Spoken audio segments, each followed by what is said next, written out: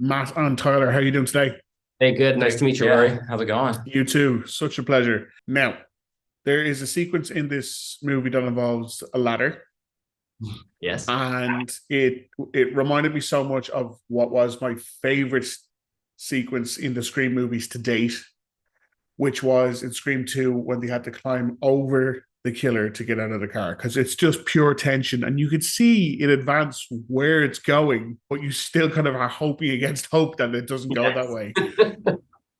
When it comes up with when you're coming up with the writers as well, with the death scenes and death sequences in this, do you go back and rewatch everything again to make sure you're not copying yourselves, or if you are copying yourselves, you're doing it in a way that's a very Scream way?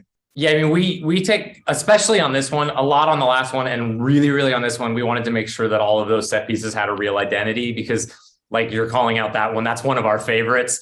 That one, and then Gale and Dewey also in Scream 2, those are like the two most iconic ones to us, of just like incredible set pieces that have so many gears and keep ratcheting up the tension. And we really wanted to make sure that we were able to do that in this movie. We watched the other ones kind of endlessly on loop, so it's sort of in our DNA at this point. I think there was an interview you guys did a little while ago back, and there was an allusion towards, it was like, this is the sequence we were most excited about doing. This is the one that we've been waiting for. Can you say now which sequence that was? I mean, I think for us, one of the sequences on the page that we were just really thrilled to get on set and shoot was the bodega. There was something about, and I think it's the ingredients in it are just so specific. It's a really pedestrian location that the identity totally changes when Ghostface walks in. And we love a good sneak. Like, we love the tension of a movie that I think really has a lot of loud moments, that there's this one little set piece that gets so quiet that you can't help but kind of lean into the screen. And I think that for us was just, there was something about it that felt really familiar, and like the kind of alchemy of that scene. I think we were just really excited to watch it come to life. Yeah.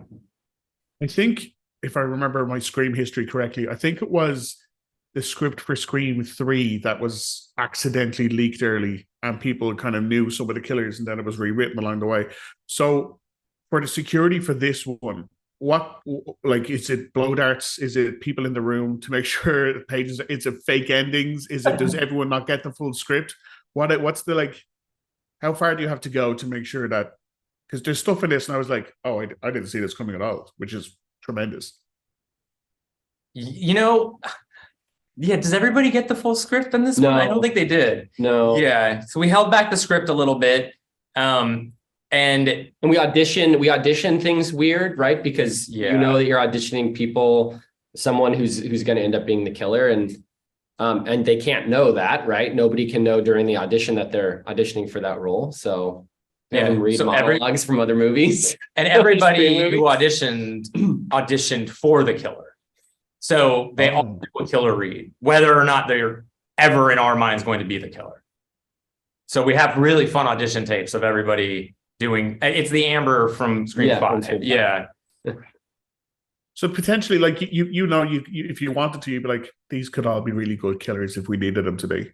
Yeah. Yeah. There's also, I think Guy and Jamie, they're really great writers, but I think they've really cracked what's great about the big reveal monologue, right? That there's sort of these levels of psychotic, and I think that you get a really good sense of a performer's range if you give them one of those monologues to read. You absolutely do. Matt and Tyler, thank you so much for your time today. Thank you. Great to meet you. You want me, so let's finish this.